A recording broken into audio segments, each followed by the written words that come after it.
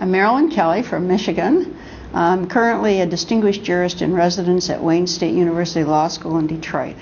I retired 6 months ago from the Michigan Supreme Court, where I sat for 16 years, 2 years as Chief Justice. No question but that it's a problem. The problem mostly lies with money that's been used in campaigns, and now I'm talking about judicial campaigns, that is unidentified, both in donor and in amount. We find a shockingly increasing large number of donors and contributions that we can't even locate because of the current state of the law, which doesn't require any kind of registration of that information. Well, to the extent that we can identify a 401c6, for example, we know something about it, but we don't know who put the money into those organizations because they're not required to register that. It's believed that a large percentage comes from business interests, and the report that's recently been released and that our panel will be discussing today centered on that. Well, the problem is multifold. Number one, the public, when it learns that a great amount of money is being spent, when it sees TV ads, in particular, that are nasty,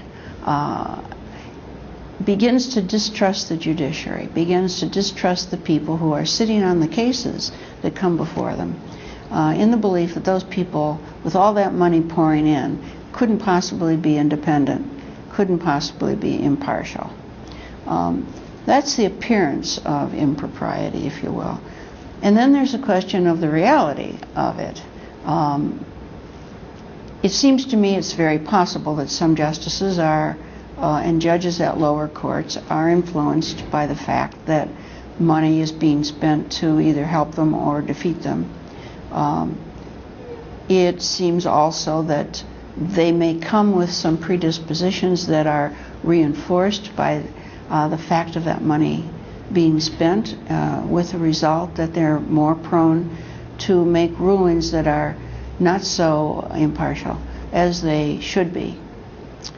This, of course, undermines the very basis for our judiciary, which is that we have judges who make rulings independently and impartially.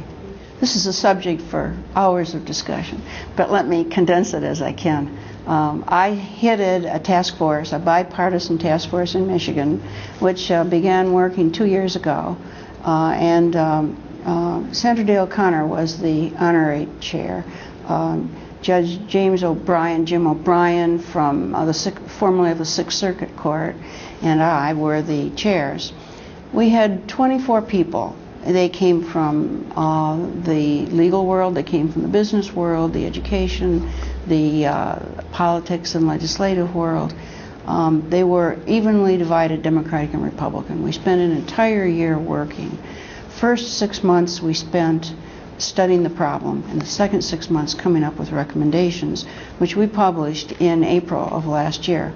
We focused particularly on the subject of dark money, the matter of the influence that it's having on the public trust in the judiciary and on the judges themselves and their ability to be impartial.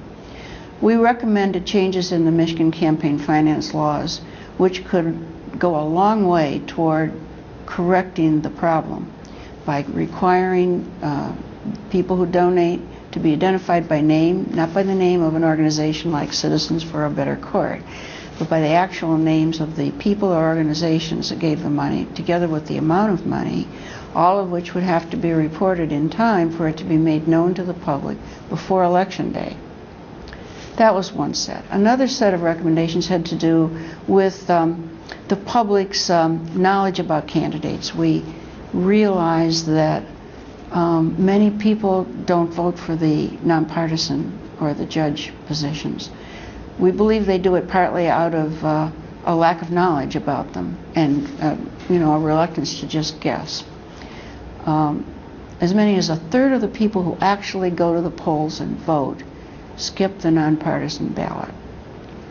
We think that a better system of educating people about judges would go a long way toward making them more willing to vote and making them vote for better reasons, perhaps, than they do right now. And we've gone to the Secretary of State and recommended, for one thing, that she enlarge her website to include information such as Ohio has done.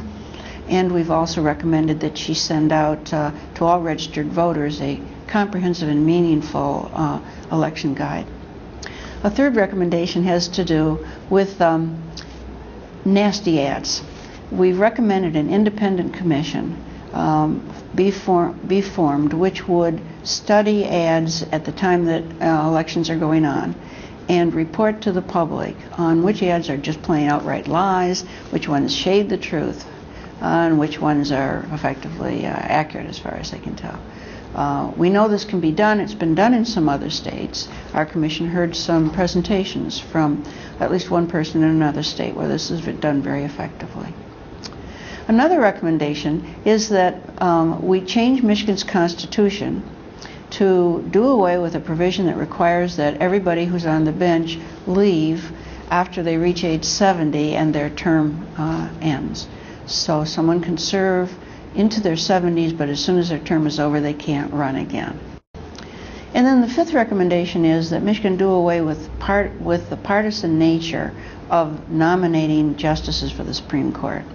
In Michigan, unlike any other state in the Union, we nominate our justices through political conventions. So the Democratic, Republican Party, or other parties will actually make their choices. And those people then, those names will go on the general election ballot, but as nonpartisan candidates. This is a much ridiculed provision that could be changed by the legislature by simply changing the law. And we recommended that Supreme Court justices be nominated the same way all other judges are nominated in the state, through an open primary. All but the age 70 provision could be changed by the legislature or the governor. We recommended, for example, that the governor issue an executive order which would set up effectively a merit selection commission to nominate candidates to fill vacancies on the Supreme Court, and that the governor agreed to choose from among those nominees to fill the vacancies. This would be a step toward a merit selection system in Michigan.